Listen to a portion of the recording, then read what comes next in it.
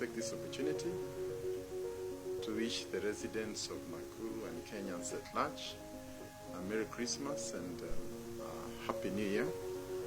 We are aware that there will be a lot of travel and families meeting and all that, and we also wish to take this opportunity to wish them safe travels, and in particular to ask all the drivers and other road users to be extra careful during this time when there's a lot of movement and also people going to areas where they have not visited in recent days. Our policy for this year was to work with at least 5 sub-counties and ensure that they have an upgraded health facility, each sub-county. So we started with Naivasha.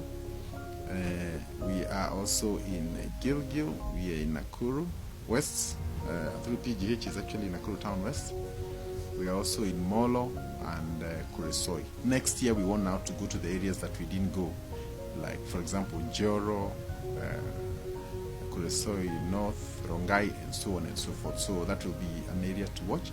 But essentially we want every sub-county or constituency to have a hospital that is commensurate in terms of facilities, in terms of equipment and personnel, commensurate with the level required to cater for every constituency. But in the meantime, we started our oncology. We celebrated 1 year this year, and we have had over 7,000 patients who actually benefited from our treatment. And these are patients who come from across the region, from other counties, and so on and so forth. And we are offering chemotherapy and other cancer intervention treatments. But more importantly is that we have also partnered with the national government to put up a radiotherapy facility. The bunkers are costing about $500 million, and they should be complete by around May next year. And therefore we expect to have all the equipment for radiotherapy available by mid next year. And we are already training our personnel in preparation for this, and we hope that by close of next year we shall have comprehensive cancer treatment right here within Nakuru, and that will be a great milestone in our efforts to ensure that we contain the cancer menace. For our hospital upgrade programs, we have already advertised for doctors and nurses. The issue of manning of our hospitals has been a major concern, partly because also there has been an increase of over 30% more patients coming to our hospitals, and that has led to a bit of an overstretching of our facilities. So what we have done is to advertise nurses, doctors, specialists, paramedics, drivers for all our ambulances. So we'll be advertising over 500 jobs, and this is all to ensure that our healthcare service is at par with the public expectation, and we hope that we'll meet that challenge. Our airport, the Kenya Airports Authority will be going to tender the last week of January, and we expect that maybe by April or thereabout we should have gotten a successful bidder, and hopefully we'll be able to have the airport finally get started, so that we can expand our aviation presence within the larger region.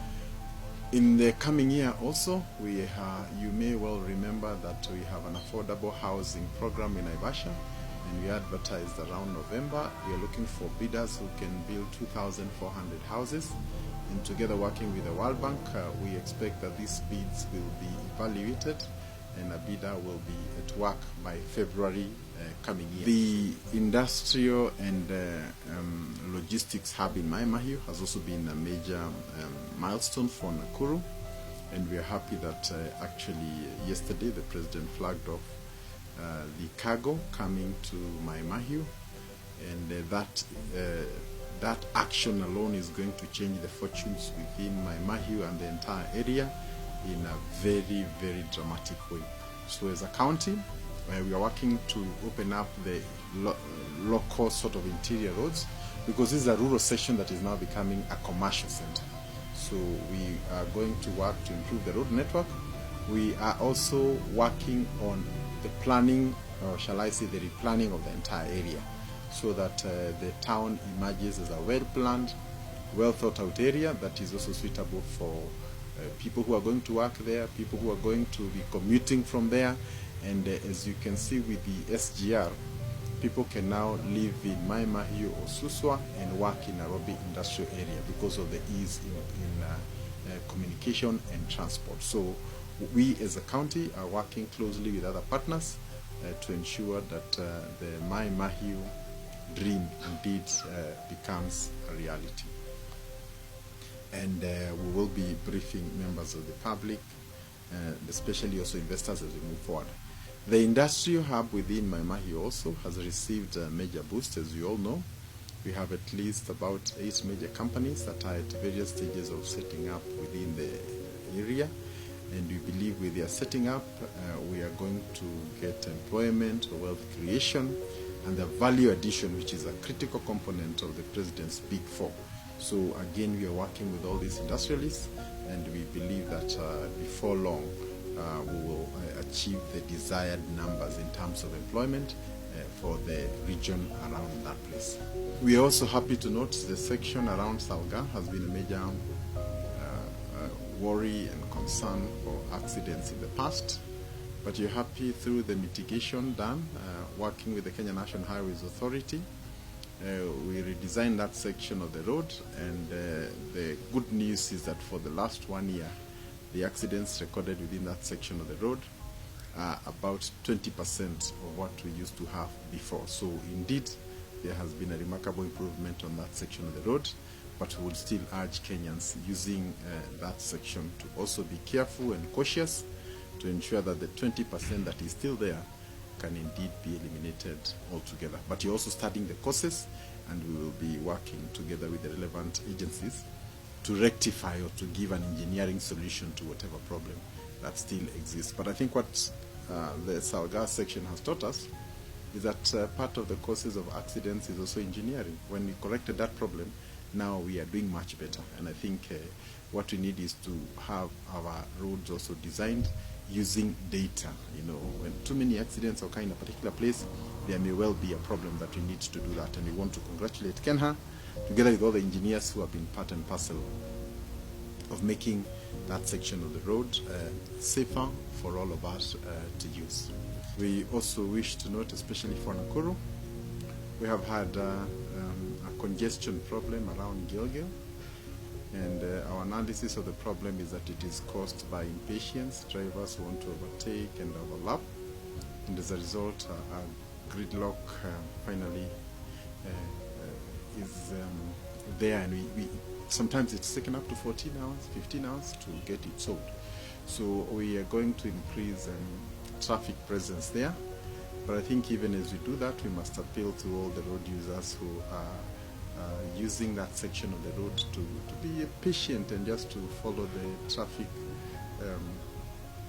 directions given by officers who are going to be on the ground, and to know that normally the problem is not caused by anything else, just drivers being impatient. You want to use a different route, you go and you get stuck there and you can't move forward, and that affects everybody. Unfortunately, that section of the road has no substitute. It is a road that serves our western part of the country. It serves even other countries, including Rwanda, Sudan, and all these places. So we are very concerned. In the long run, we know we'll have a we'll dual that section of the road, and we will segregate the weighbridge, those who are going down and going up, because now there's a problem of the ones that are going up have to go and get weighed on the other end, and that has also been part of the problem. I think it's also important to note that within January, we are having a major opening ceremony for the Simba Cement Factory around Salga, and the dates will be confirmed, but you expect the President also to come and grace the occasion. But the important part is that the factory is a multi-billion industry. It employs over 2,000 people. It has other support services, including where they are getting the materials, where they are going to sell it, and the entire community around the larger Nakuru is going to be a major beneficiary of this cement factory opening up in Nakuru. We also hope that with the opening up of the cement factory, that larger region of Salga we have reclassified it as an industrial area. So you may well have noted that we have another maybe 10 industries that are already there, and many others that are planning to relocate there. So again, we'll be watching that space on how we can transform that into a value addition and a major industry hub for the region and beyond. Worth noting, especially as we come towards the end of this particular year, that we have been working with many of other stakeholders across the industry, sometimes also with other counties.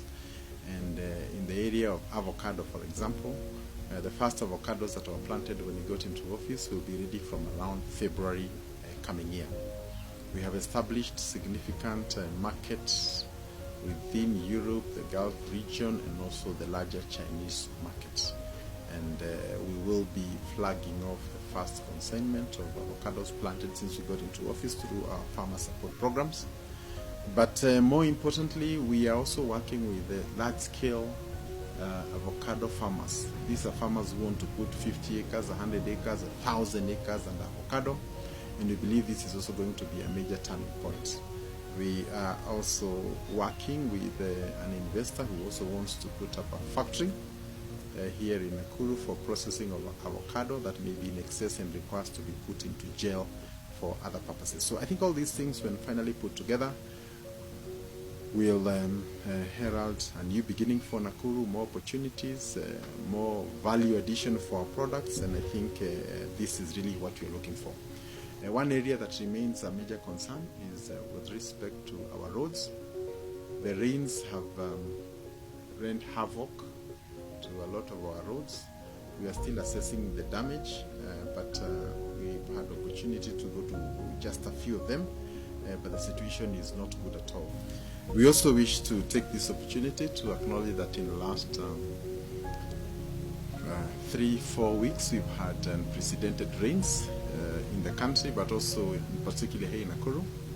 We have had many towns and villages adversely affected by the rains, from Kamara to Lisoi to Ndimu in Elbagon to Ndabibi in Maela and Kikope and all these other places. We've had serious rains. We have tried to intervene as a county in way of mitigation to direct the water to clean the culverts and also to give humanitarian assistance to the communities that are affected. And as we do this, we are also working with the community leadership and also urge party laws, as has been the case in the past. We're happy to note that the rains are officially said to be subsiding, but even then we would urge our residents to be cautious because the indications in the next 1 week, there may be still areas that may receive rains that are way above normal, and this may well cause the sort of problems that we don't want, especially during this Christmas season. So as soon as the rains subside, we're going to make an assessment, look at how much is required, and then make a supplementary budget to ensure that we restore our roads to the condition that is appropriate for economic activities to proceed as usual. With respect to the year that's coming to an end, but also to thank all the people of Nakuru for their support, for their encouragement, and also for their messages of compliment and sometimes messages on how they can make Nakuru better, because it's a journey that no one single person can be able to fulfill alone. And I think that is the spirit we really want to work even as we move to the coming year, that there are many areas that we have done well, but there are also areas that require more effort. And I think what we'll be requesting is that for all Kenyans, all people in Nakuru who basically have an idea on how we can make things better, we remain open to all these ideas, because it's a journey that no one single person or entity can do alone.